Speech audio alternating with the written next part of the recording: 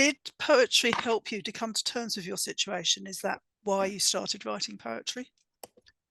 Actually, no, Cherry. Um, I, uh, I wasn't reading poetry at the time. In fact, I wasn't reading anything. My brain wasn't up to processing the written word or even spoken word. Um, so poetry was very much a later thing.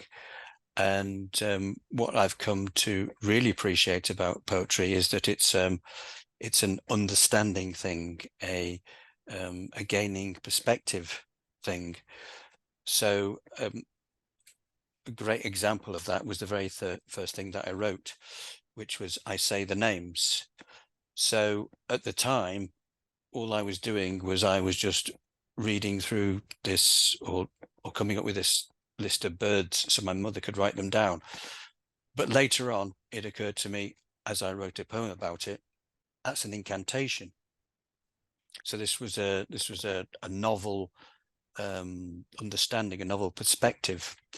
There's another poem that I'm going to read later on, which is called The Pond, which is about concerns my connection to my grandfather. So that insight only came later on once I started writing. Um, the thing that did help me to come to terms with my situation was the simple act of giving up. And by that, I mean stopping struggling. So for the first year after I'd come back from Portugal, I was obviously pretty depressed, mourning the life that I had lost, all the trappings of a normal life.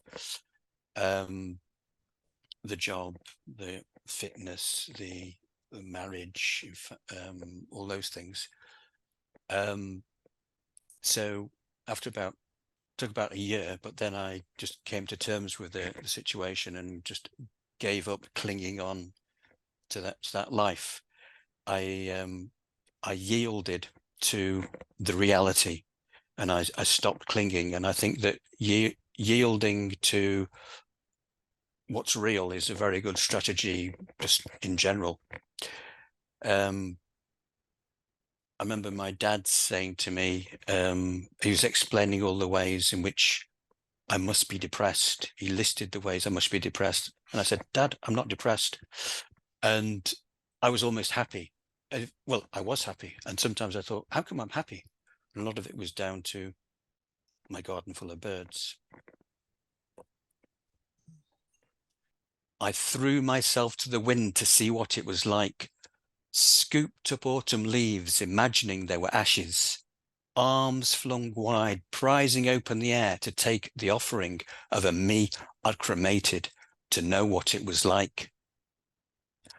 Threw them into the embrace of falling, threw them to a corner of empty like a self-sky burial.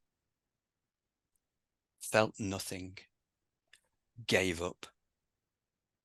Watched a jackdaw tumbling, juggling gravity, playing cards with up and down, friendly with sky in all directions, making a balloon of itself, tapping the bottom into buoyancy. Watched and knew what it was like. And this one is called Box of Let It Go. I bought a box of letting go from a pet shop in Greece. Horizon-eyed goldfinch inside, scooped off a sky stuffed into cardboard.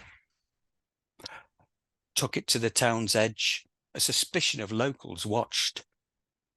Opened the lid, then Jack-in-a-Box that kept on going as cloud would rocket, alleluias in its wake, bicycle bell expletives.